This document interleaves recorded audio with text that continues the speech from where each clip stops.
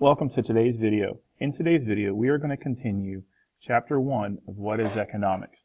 Today we are going to discuss the 3 questions that societies face. We will also be discussing the factors of production, production possibilities curve, and opportunity cost.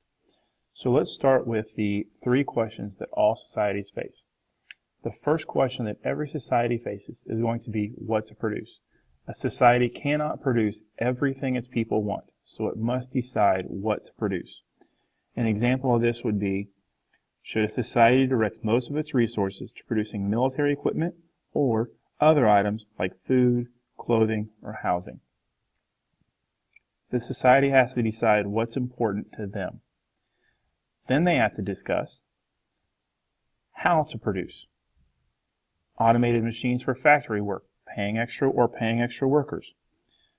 An example of this would be, in Japan, they have a large population of workers over the age of 45.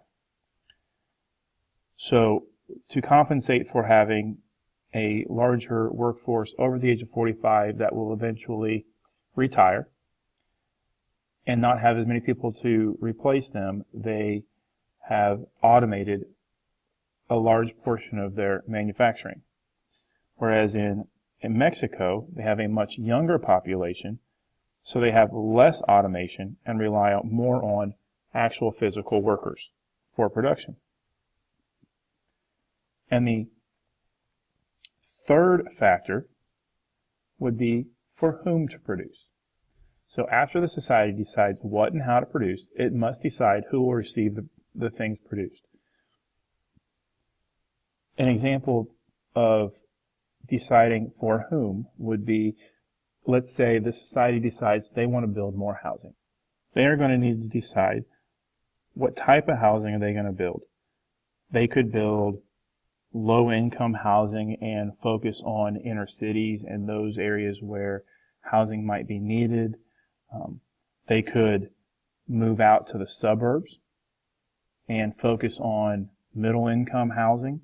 So 2 and 3 bedroom homes, or they could focus on the wealthiest.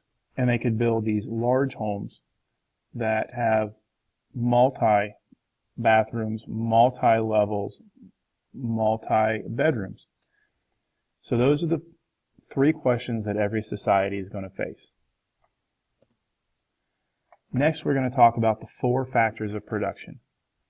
The first factor of production is land. Land is known as limited natural resources not created by humans.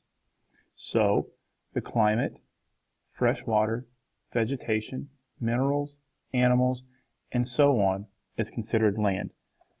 Land is also called the gifts of nature. They are finite, which means they do have a limit to them. Now, there might be hundreds and millions of years before they run out, but eventually at some point they'll run out, so they're finite. So they're known as the gifts of nature.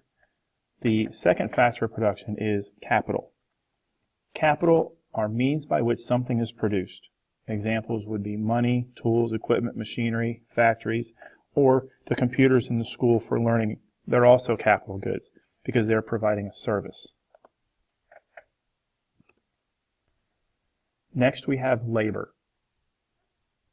Labor are workers who apply their efforts, abilities, and skills to production. Historically, factors like birth rates, immigration, famine, war, and disease have had large impacts on the quantity and the quality of labor. And the last factor of production we're going to call entrepreneurs. They're risk takers who combine the land, labor, and capital into new products.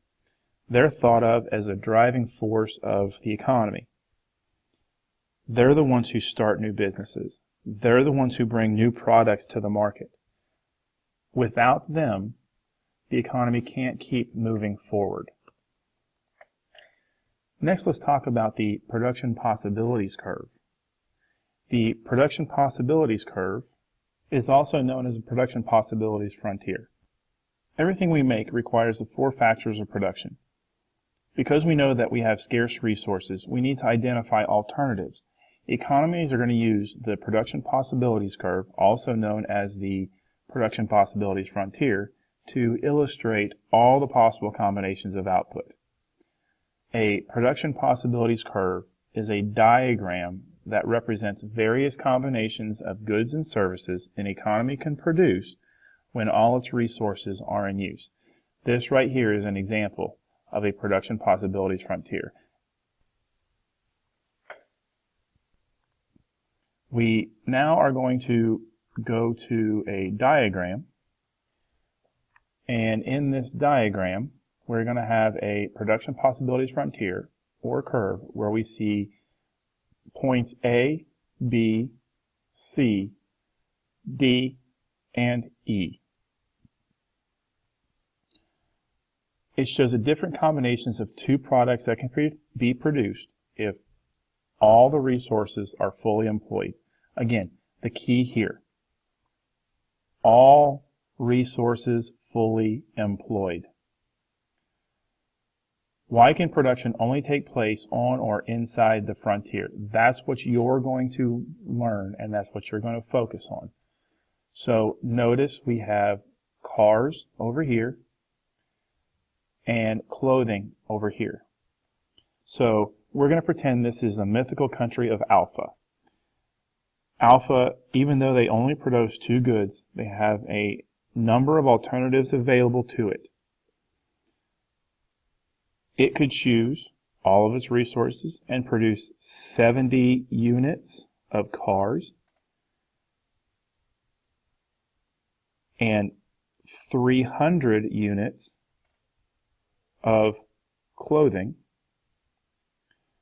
or it could shift some of its resources out of producing cars, so we could drop down to 40 cars, but we could up the clothing production to 400. Again, we're on this line right here. That means we are at maximum efficiency.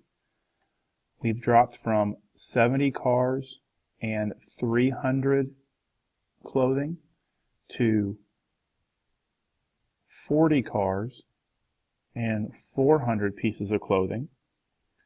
Or we could go and decide that we don't want to make any cars at all. We want to put all of our production into clothing. If we did that, then we would be at around 430 pieces of clothing and 0 cars. If we wanted to go and do all cars, we could do about 80 cars when we did 0 pieces of clothing. Now we could also fall inside the production possibility curve. If we fall inside the production possibility curve, it results in a less than maximum production. It's possible, but it's less than maximum. Now, you will also see this point D. Point D is not possible because remember, we are at maximum efficiency when we are on or inside the line. So this curve represents maximum efficiency. We're using all of our resources.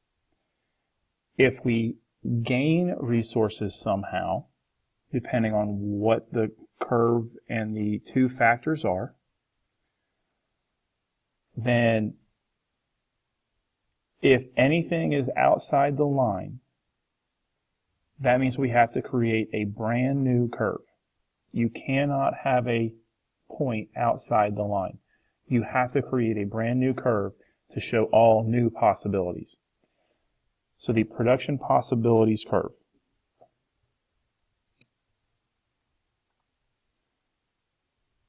Now let's go back to our slideshow. And let's now talk about and finish up with opportunity cost. Opportunity cost is the value of the next best alternative given up. Opportunity cost applies to almost all activities. cost is not always in dollars and cents. So in this example right here, you see it says John studies all night for his exam. Next day, John is very sleepy. The opportunity cost, with the arrows pointing down, says that John is getting a good night's sleep. So it is he giving up sleep to study all night for an exam that he probably should have already studied for? Or is he going to sleep well so that he's rested for that test? Is he giving up maybe stuff that he didn't know in order to sleep well? Or is he going to stay up all night and be tired for that test so that he can't function as well as he possibly could? So what are you going to give up for something else? That is opportunity cost. That is also the end of this video, Chapter 1 of What is Economics. We covered the 3 questions that all societies are facing: factors of production, production possibilities curve, and the opportunity cost. Stay tuned for more videos throughout the semester.